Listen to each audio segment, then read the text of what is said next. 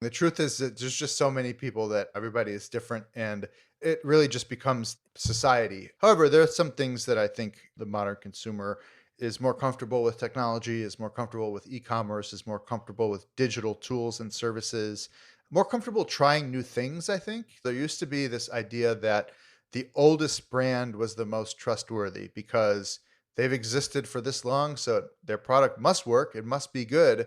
But to me, that doesn't really fly anymore because to me, technology and science, developments in science and tech, to me, say like the company that has been formed most recently should actually be the one using the newest and best stuff. So, and I think consumers are much more interested and willing to trust new brands than they ever were before.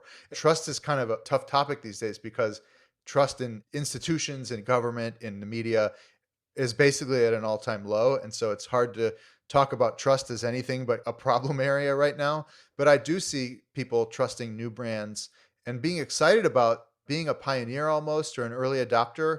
I think products like the iPhone and even the iPod before it and the Mac, Apple products specifically made people excited to be early adopters of technology. It's kind of bragging rights. I definitely was definitely the kid on the L in Chicago in high school who was very happy to have a mini disc player and a Nokia candy bar phone. And I think there is definitely an element of discovery now that people are excited about. Instagram, I think, has been a big part of that. People not only want to be first to a product, but want to show it to all their friends.